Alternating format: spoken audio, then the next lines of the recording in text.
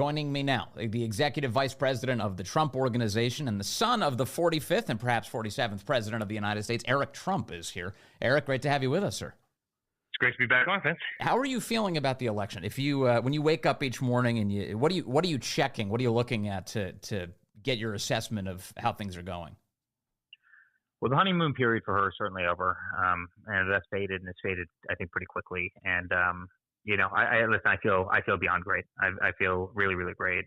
Elon put up a poll yesterday. He polled all the Twitter followers, and I think there was 11 million respondents or something along those lines. My father won 78% of them, right, as to, who they'd pick for president. And, it's pretty decisive. You see all these polls that are put out by the New York Times and others, and, they'll have, 700 people that they polled. And, I like the polls to have 11 million. But, Vince, it breaks down to this. There's not a single person in the country right now that's not feeling economic pressures. And they're feeling it. They're feeling it in their gut. They're feeling it in their stomach. Every aspect of life is unaffordable in this country right now. And people feel it. As we're speaking right now, somebody's listening to us and they're trying to get, their home refinanced. And under my father was 2.5%, and their interest rates are about to jump to 8%. It means they're going to pay 3 to 4 times as much. It's going to absolutely bury them. Yeah. As we're speaking, there's somebody that's filling up at a gas pump right now, and they remember gas under my father at under $2, and guess where it is today? $5, $6. I just filled up my SUV. It was $125 to fill up my SUV. It was insane. People are trying to get auto insurance, and auto insurance is one of the things that's gone up the most. It's gone up, almost double. Same thing with homeowners insurance. Same thing with people's utility bills, right? I could go on, and then forget about grocery prices. The same basket of groceries that people are buying under my father versus today are 3.5 times as expensive. People are getting crushed, and all the while, Vince, people haven't had a raise in this country. Median income is, the exact same as it was before. Yeah. Wages have been totally stagnant, despite the fact that you've had massive inflation. And so when I hear Kamala Harris come out, yes, day one, I'm going to focus on prices. Kamala, where the hell have you been? Yeah. You can do it right now. If you care, start right now. Start right this second. But they won't do it. It's the same thing with the border. The first day, I'm going to get very tough on the border. Tough on the border. My father built 600 miles of wall and built the steel for the entire wall, meaning, the fencing for the entire wall. Right. All they needed to do was stand it up. All right? It was all done. They sold it for scrap metal. And you mean to tell me that you're going to come out now and tell the American people that you're going to get tough on the border? We've had 300,000 children in this country die to fentanyl. Not just children, but a large, proportion were children dying to fentanyl. Where have you people been? You haven't done a damn thing about it. Americans are dying. You have the worst drug epidemic in the country's history. People are dying, and you're not even talking about it. Forget about not doing anything about it. You're not even talking about it. It's so disingenuous. And so I feel it, Vince, in my heart. People know the reality of 4 years ago versus today. They do. They feel it in their pocketbook. They feel it in their homes. They feel it in their families. They feel it as they work their second job. They feel it as we speak right now, as somebody knows that they have a bill coming due that they're not going to be able to pay, or they're going to really struggle to pay, or they're going to need to make some huge sacrifice in the world to pay it, all because of runaway inflation caused by these people. Yep. And that's why I feel good. That's why I feel good. Kamala can get up there and she can lie to people. She can pretend she's never met Joe Biden. She can say, yes, day one, I'm going to go after companies for costs. You're going to let Trump's tax cuts expire, the largest tax cuts, individual tax cuts in the history of our country. Yet you're going to go after companies. If you want to make things more affordable, how about you take down the cost of energy, which you can do immediately? Remember, their first policy was, banning the Keystone XL pipeline, which caused gas to skyrocket. How about you lower the cost of energy? How about you lower the cost of utilities? Right? Why don't you keep the tax cuts that have made America so profitable and that's made America's economy roar? Why don't you focus on getting interest rates down? Focus on these things. Yeah. That's how you put money back in people's pockets. Instead, she thinks the solution is just to start suing a couple companies. Right. It's actually not. It's not believable. These aren't serious people. They're not serious people. So Eric Trump, I think you've appropriately diagnosed so many of the problems that are going on, and the responsibility, the blame that is rightly placed at the feet of both Joe Biden and Kamala Harris. One of the issues, and I think my audience is clear-eyed on this. They see it really clearly. But I do look at these surveys, and right now, Real Clear Politics, their poll average finds that Kamala Harris is up 1.8 points in the national polling, although President Trump has a much better situation when it comes to the Electoral College, which is really the game that you play in presidential politics. But why do you think that is? When you look at the national polling and you go, why is Harris in any way at an advantage here when just a couple short months ago, she was even more unpopular than Joe Biden? Yeah, I mean, this is a person who literally couldn't get a single, she didn't get a single delegate in 2020 when she ran. She was the first person to drop out of the race. And so, it's really interesting to me. Elon Musk does a poll, as I mentioned before, right? And sure enough, you have 11 million people that vote on that poll. And 78% go to Trump. And this is among a younger demographic. This is obviously social media. It doesn't make sense, right? You have 11, 12 million people who vote over a 24-hour period of time, and it goes 78% Donald Trump, and the rest Kamala. Right. Some of the polls don't make sense to me. Now, at the same time, I'm also a student of polls. I read a lot of them, and I diagnose a lot of them. I mean, it's obviously something that we focus on. And, some of them don't make a lot of sense. You have 200 people, and then they oversample Democrats by third, and they weight independents is voting a third more for and you look at these polls and you're saying the same thing. This is just disingenuous, right? Sure. I mean, you do have a lot of sham polls, and you have those companies that are known to do sham polls that have never been right in any election, but continuously put them out, and so oftentimes they make waves, and that creates a horse race, and they do it to suppress voting. For a couple of first, it's human nature to want to vote for the person who's right. winning, right? You've seen that. Look at the New England Patriots, right? Everybody became Patriots fan when they were winning the Super Bowl every single year, right? Now you don't have too many Patriots fans. It's kind of interesting how that works, right? And, right.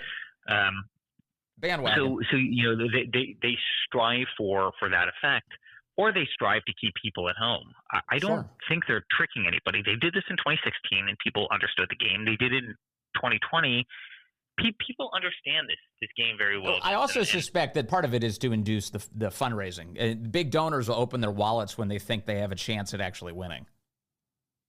Yeah, I think that's absolutely right. I mean, Joe Biden wasn't raising any money, right? He stopped being able to raise any money after the debate against my father, where and that's why they frankly threw him out of the party and off the ticket. But I think in my heart of hearts, I really believe that people feel the difference, and they're going to vote with their gut, they're going to vote with their heart, and they're going to vote with their pocketbook. And I haven't met a person yet that thinks that Kamala Harris is impressive. She hasn't done anything. So she said she would do a lot of things, but she hasn't actually done anything. So here's a note of encouragement for us on the polling. If you go back to both 2016 and 2020.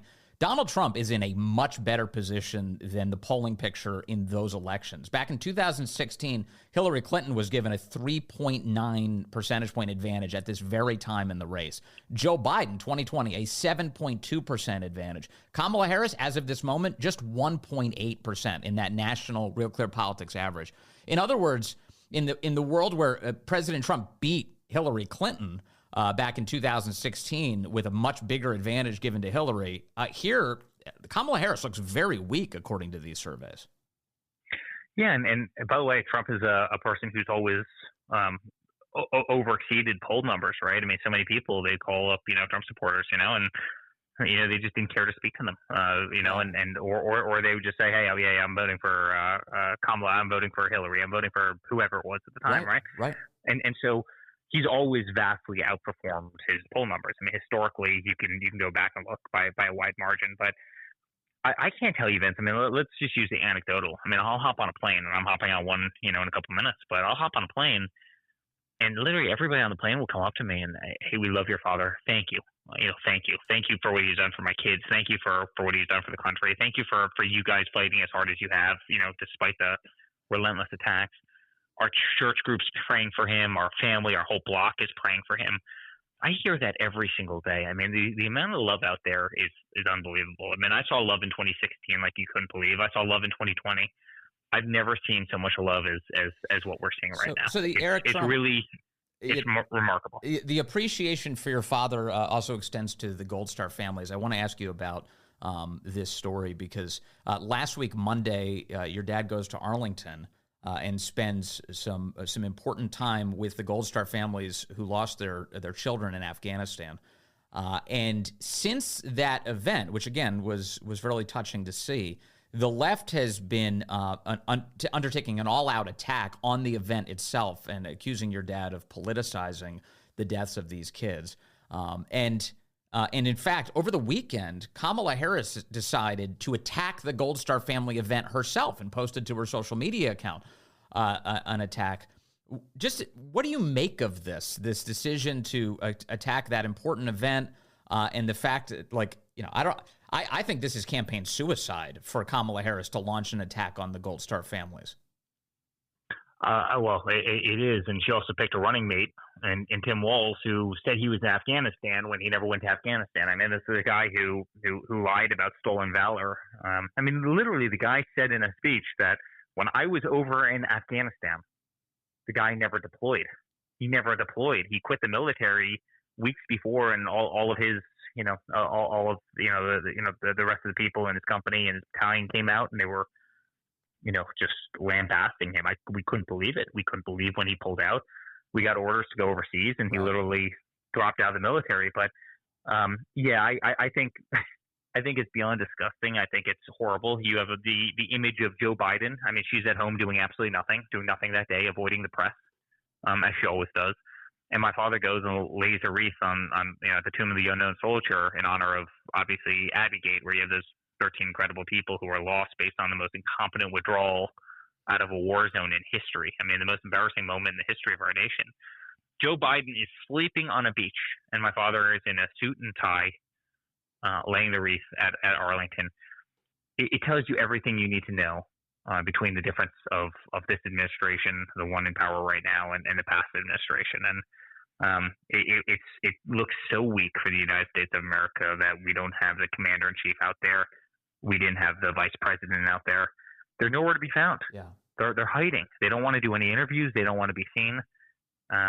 Yet my father will go do what they should have done, considering those people were lost on their watch, not on his.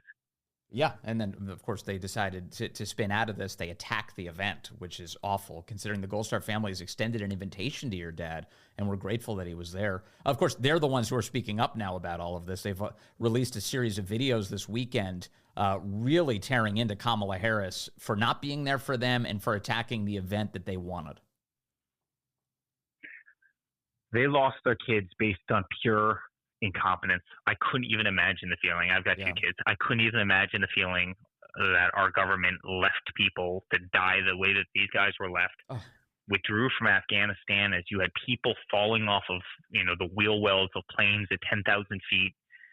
I mean, what an embarrassing day. 20 years, literally trillions of dollars spent. And that's our exit.